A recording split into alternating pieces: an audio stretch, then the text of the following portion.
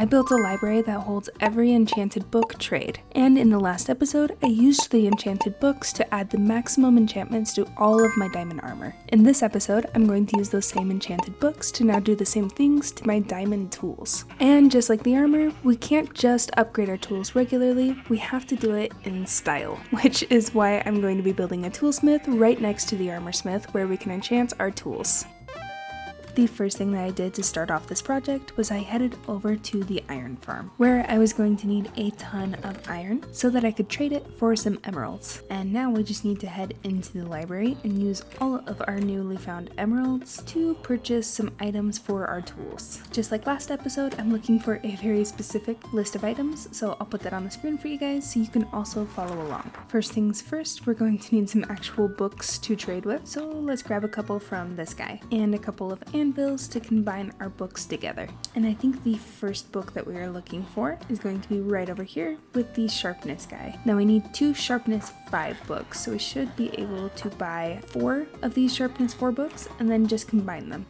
And just like that, those 2 are checked off the list. Next up, we need to find looting, and then we should just need 1 of those guys. And although we only need 1 looting, we need 8 unbreaking 3, which might be a little bit painful considering this guy only sells unbreaking 2. RIP my poor anvil.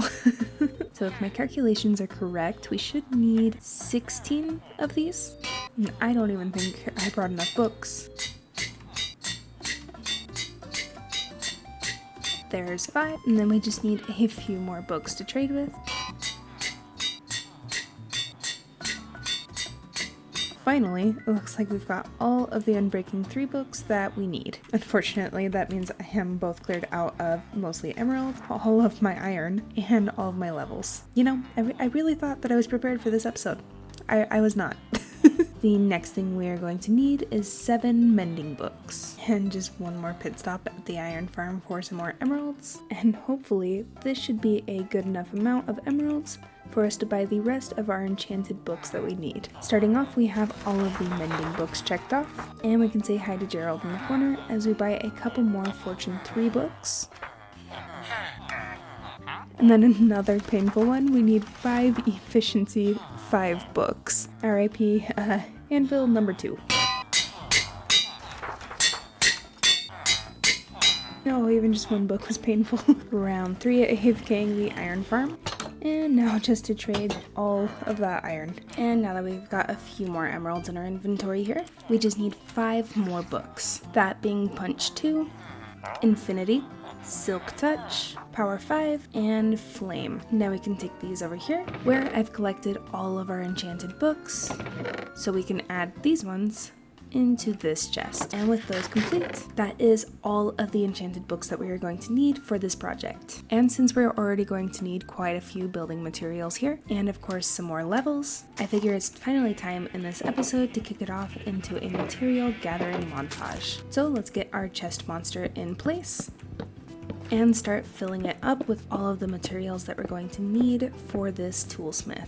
I'm really enjoying having an established build palette for this world, as it makes it so much easier to collect everything I'm going to need for each build. Eventually, I'd love to have a farm for all of the blocks that I use the most in these palettes. I already have a skeleton farm for the bone blocks, but I definitely could use a better copper farm and a piglin farm for the blackstone, because let's be real, the nether is scary. I'm super excited thinking about all of those future projects, but for now, let's get back to the project in today's episode. And now that we have all of our resources in these chests, I think it's time to finally start building. And first things first, this shovel's gotta go. It was kind of just a replacement for the moment, but the whole point of the episode is to get maxed out tools, so a stone one just won't do. Especially since we need to clear out this entire hillside. So for the moment, I think we're just going to upgrade for an iron one, because I don't have my toolsmiths just yet. And now, let's clear out this area.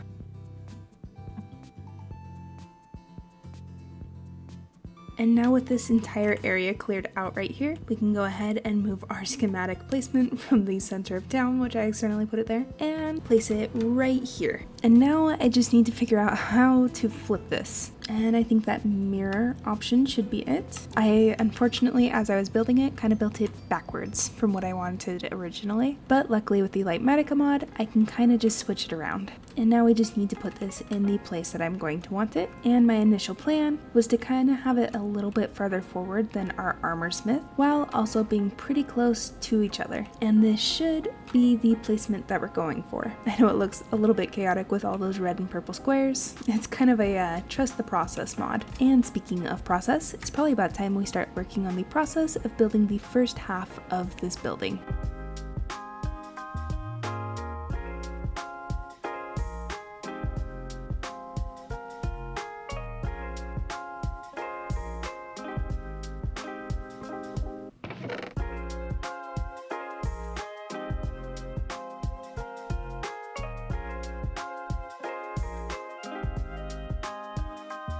And with us being about halfway done with this building now, I wanted to take a very quick pit stop for our quality of life section, which if you don't already know what it is basically just me improving something that I forgot in the last episode, or just another small improvement around the world. And for this episode, we have just the right amount of name tags, because one of you guys suggested in the comments that we should name all of our llamas that we have been collecting. I have a cat on my keyboard, hold on.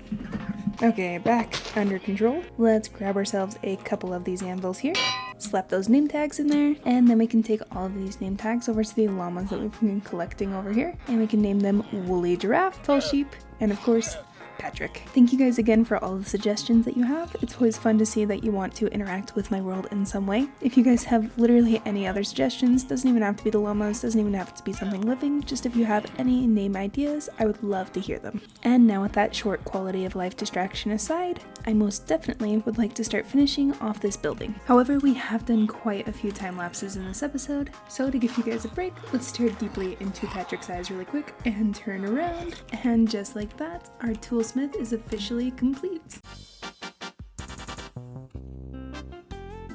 And now all we need to add to this building is our villagers in these 2 slots. And just like our other building, I think the best way to get our villagers in here is going to be by some rails. So we can hop on over to our villager pit, totally casual, usual center of town things, and we can just continue this railing off to the side right here, making our way all the way over to the toolsmith. And now that we have all of our regular rails in place, we can go through and replace every couple blocks with our powered rails. And hopefully that should give us enough power to get one of these guys all the way over to the toolsmith, where I've got this guy's little slot all set up for him. And now we can break all of these rails, lock this guy in place, remove the dirt block, and he should be free to go and work as a villager. And just like that, we have our very first toolsmith.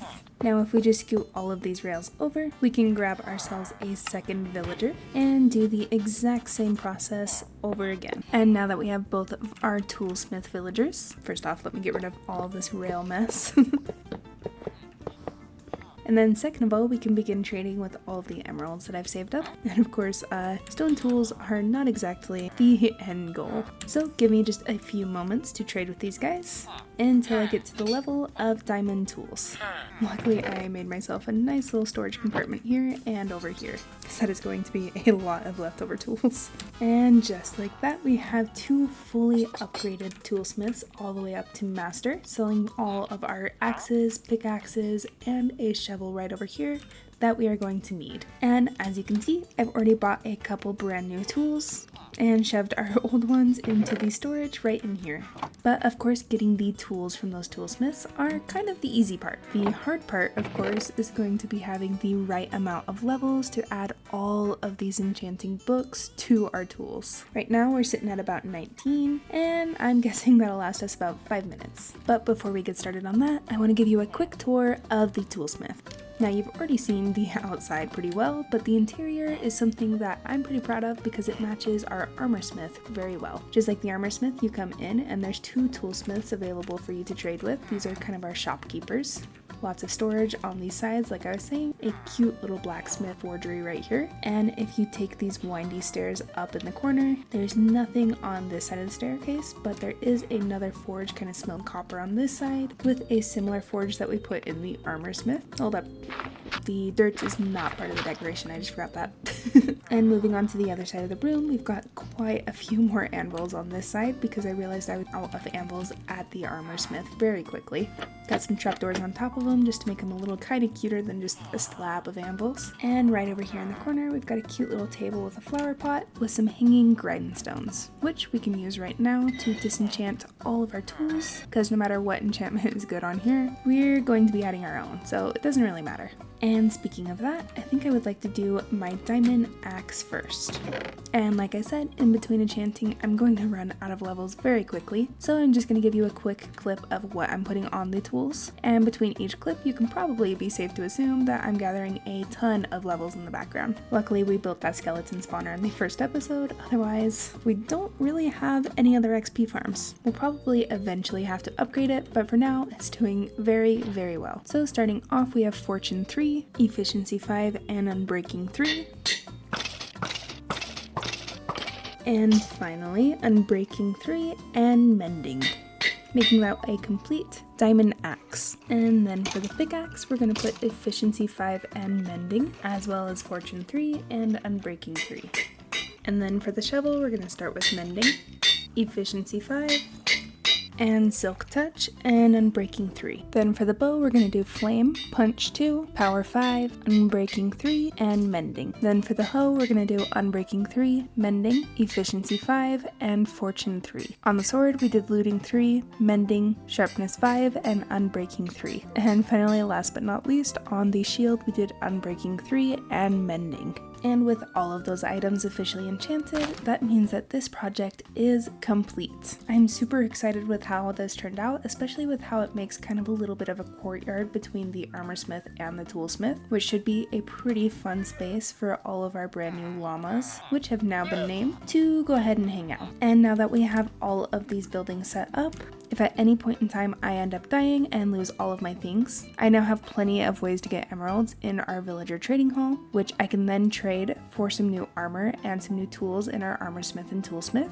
And I can also use it to buy a bunch of new enchanted books from the library, combine it all together, which means that essentially we have infinite enchanted diamond armor, which hopefully we won't need that too often, but I would say that is pretty good progress for this world. But unfortunately, that is all the progress for today's episode. If you guys did happen to enjoy, which I hope you did, then please do consider subscribing, because I would love to see you guys in the next episode. And speaking of next episodes, here's a couple that I think that you would enjoy.